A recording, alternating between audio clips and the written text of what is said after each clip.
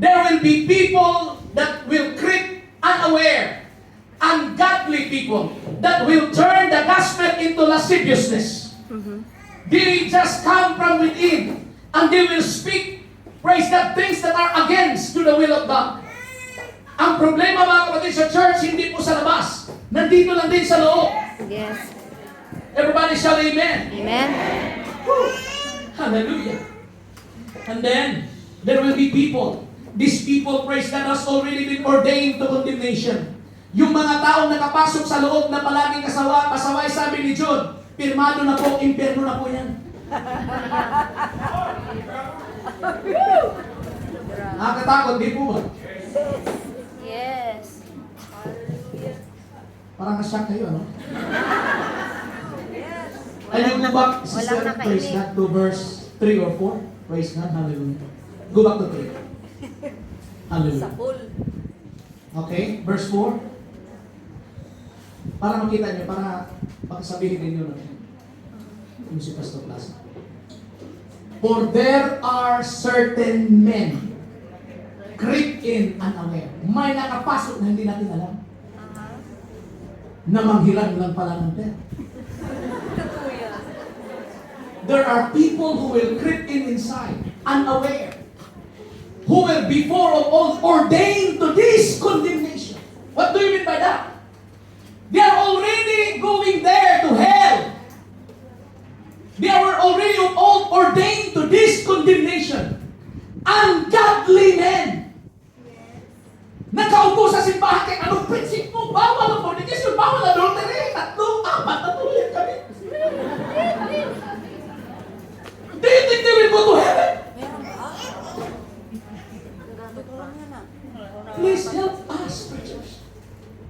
When we preach righteousness, when we preach holiness, when we preach what is right, let us go and follow the will of God.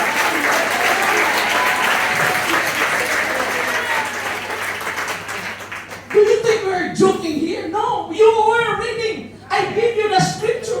Yes. And Jude is reminding us, those of you, praise God, who received the common salvation, what do you mean by that? You already signed the delivery. You're already baptized. You're already receiving the gift of the Holy Ghost. Wake up. What are you doing?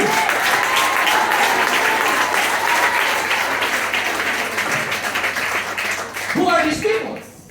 Ungodly men. They are inside.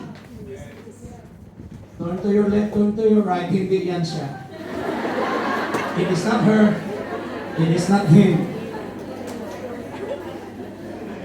These people, they turn the grace of our God into lasciviousness.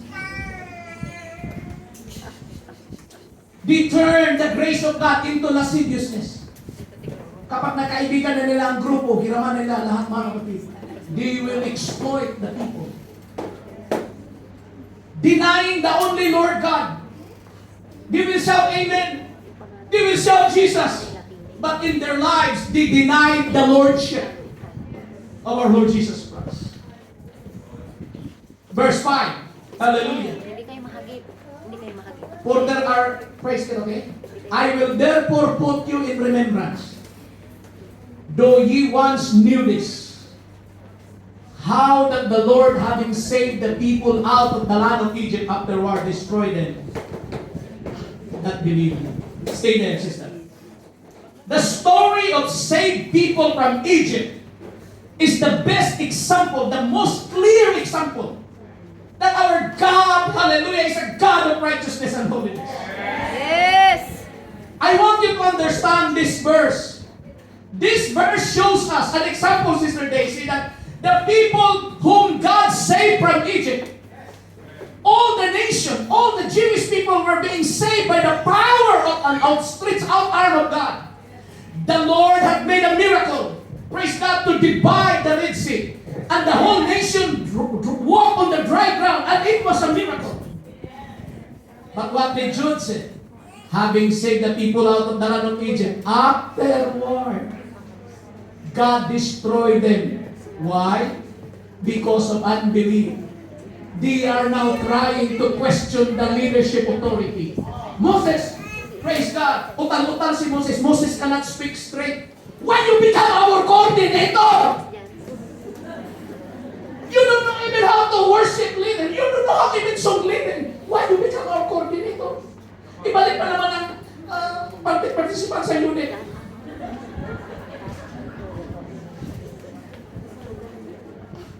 You're already baptized. God already saved you. God already cleansed you.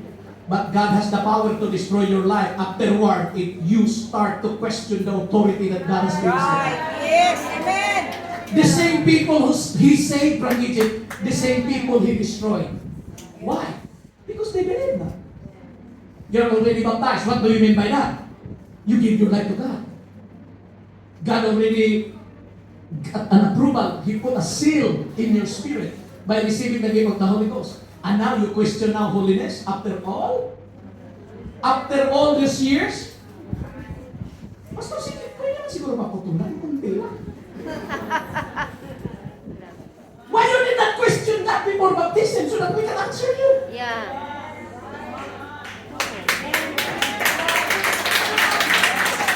Pastor, pwede ba siguro? Pastor, I think it's okay to have an unbeliever boyfriend. So that I can catch up Sister Marisa.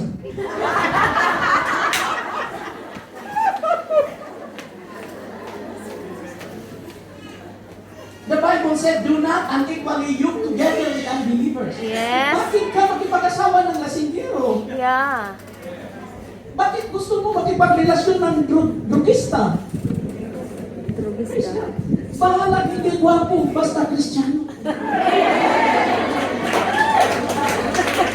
Bahala kung katulad ko lang. Ang mukha, basta Kristiyano. Sister Pino, nagtiis. Okay lang sa kanya.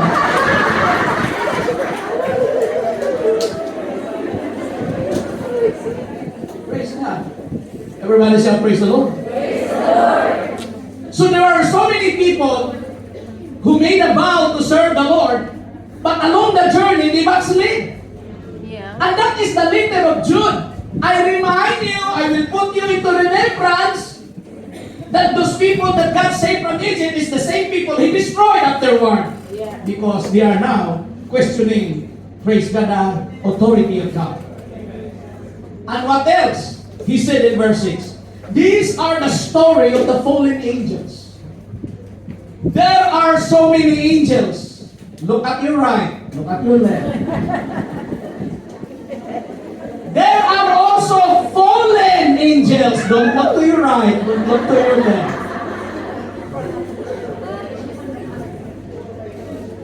So if there are angels of God, there are also fallen angels. Why they become fallen angels, Pastor Rasan? Why they become devils and demons? Hear what Jude said. And the angels which keep not their first estate, but left their own habitation. And what did God do? He reserved them into everlasting chains, under darkness, unto the judgment of the great day. So the angels who left their habitation, saan sila pumunta? Iniwan nila, pumunta sila sa lugar na hindi sana nila dapat puntahan. These angels left their habitation. These angels were not content with their first estate. Angels have ranks. There are cherubims, praise God, seraphims, and they have lots of rank. Archangels. Gabriel is a messenger. Praise God. And there's only one messenger. And it's Gabriel. And there's only one general, the archangel, Michael. Actually, Lucifer was one of the archangels before in music. Yeah. Praise God. Music department. Kung hindi kayo mag-ayos-ayos. Si Lucifer, ang choir director. And Lucifer, praise God, pop up his heart. And he wants to dethrone God. He was not content with his position and habitation being a music director in heaven.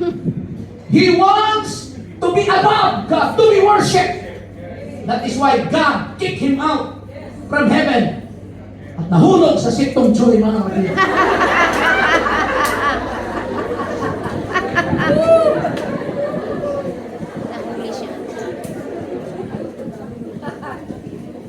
Lucifer fell down from heaven.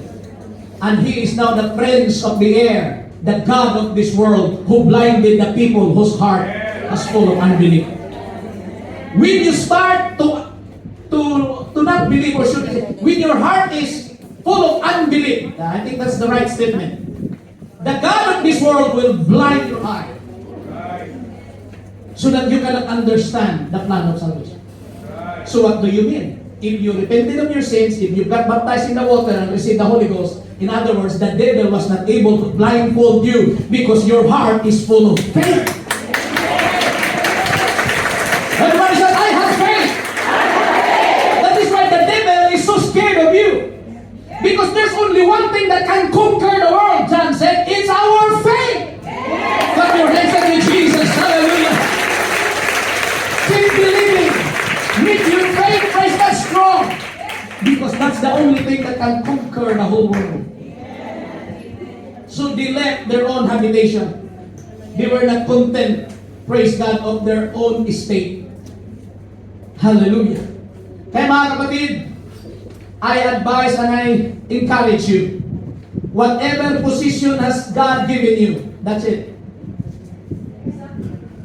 Huwag yung, ako man sana ang coordinator ba? Pero malapit kasi yan sa mga plazas or librados. Hoy! Hoy, gising. Gising kapatid. Do not seek for position. Right. Because promotion cometh not from the east, not from the west, not from the north, not from the south. Yes. But promotion cometh from the Lord. If you are willing, sanctified vessel in the kingdom of God, your humbleness, everybody say amen, will bring you to the place of exaltation. That is why the Bible said, humble yourselves, and in the due time God will lift you up. Praise the name of the Lord. Now, after the fallen angels, okay, number one, I will restate it again. After the story of Egypt, Jude used the fallen angels. And after the fallen angels, Jude also reminded us what happened to Gomorrah and Sodom. The story of Sodom and Gomorrah is very well known, even for Sunday school kids. And the angels, praise God, I think it's verse 7. Praise God. Verse 7. Hallelujah. Even as Sodom and Gomorrah and the cities about them in like manner, giving themselves over to fornication and going after strange flesh. Now I will explain to you what is strange flesh. Laman ito eh. After strange flesh. Praise God. Sister Payne is not a strange flesh for me. We are now one flesh. Because husband and wife joined together in holy matrimony, in the eyes of God, we are just one flesh. Okay? Pero kung maghanap ako ng ibang flesh, yan ay strange flesh. You got the point? Yes. That's what happened in Sodom and Gomorrah. They were going after strange flesh. And not just outside of marriage, but if you're going to look deeper, the story of Sodom and Gomorrah, there was, praise God, men and men, women and women. In the act, praise God, of that is against in the eyes of God. That's what we call also a strange flesh. Praise God. Ano si Brother Judy, mga kapatid, kung hindi na Sister Lynn ang kasama niya? Ba, lalaki na yun ang kasama ni Brother Judy. Yan, strange flesh yan. Praise God, parang bumigay na, hindi yan pwede.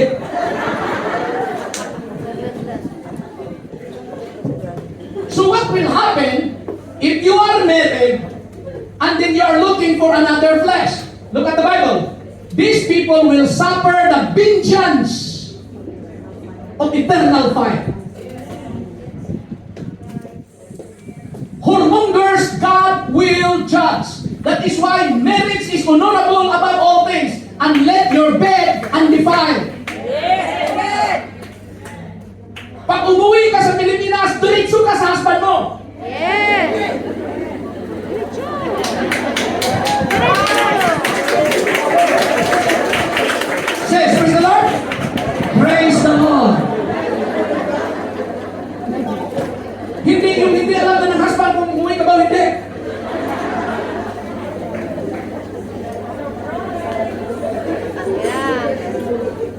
That is why we need to fear God. Amen. People who commit fornication and adultery, they have no fear God. They don't understand. That is why Jude said, even you are baptized, even you are saved, be careful while you live in this world. Why? Maybe at the end, if you don't believe the word of God anymore, if you don't buy in what is holiness, then God will destroy you at the end, even He saved you.